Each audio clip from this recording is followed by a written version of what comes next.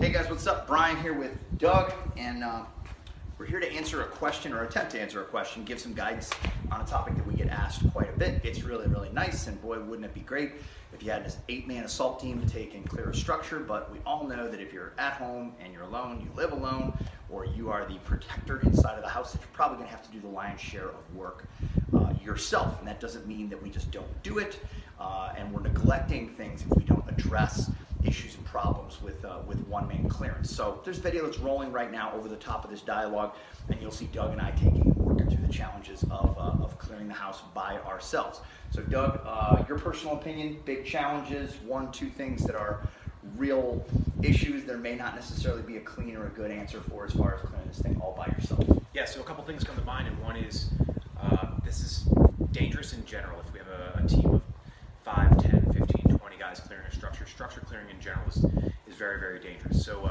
by yourself, it's even more dangerous, and you might not be able to cover all, or actually you're not going to be able to cover all the angles that you could with a multiple partner clearance. So you're going to have to drop something. You're going to have to drop some sort of angle, and hopefully you're clearing your own, maybe your own house, and you've done some training and worked angles, and you know the floor plan. So hopefully you have those decisions made prior, and you can make those decisions on what's more of a threat, who can fit where in what room, and what size different rooms are, and work different angles on your clearance. The next thing is sort of back clearing or back checking what you've already cleared. So if we're moving down a hallway and I clear a room, do I come out of the room and actually do I have to check behind me? So you're gonna have to make that decision when the time comes. And also, if we're in a second-story building and we hear a boom crash at the bottom, and maybe we have a loved one or a relative staying on that bottom floor, and it makes sense to go down there. Are we blowing by all the other rooms upstairs to get to the threat? So that answer might be yes, might be no, depending on what you hear, what you see, what you smell, where it's coming from.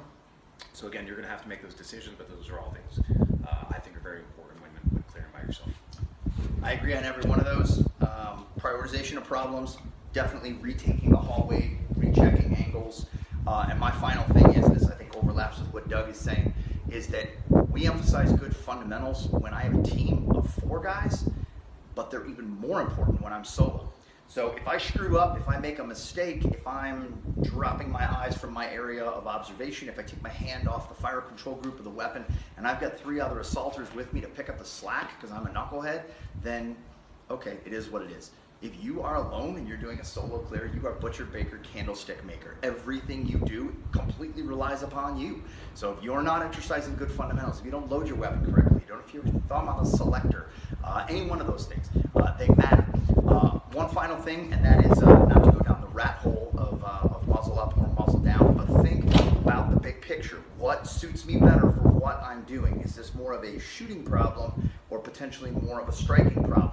Is this something where it's okay and I can get away with being a little bit longer in my size, or I want to be a little bit more compact? Getting your gun taken away from you or grabbed is bad if you have 9 teammates. It's really bad if you're a solo.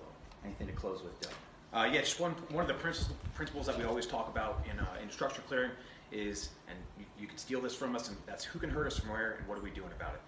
And if the bad guy sees us, they should see a muzzle. So we don't really prefer peeking too much unless we're bringing a muzzle with us, but think about that. Who can hurt us from where and what are we doing about it? And that'll help you prioritize angles and threat areas and things like that.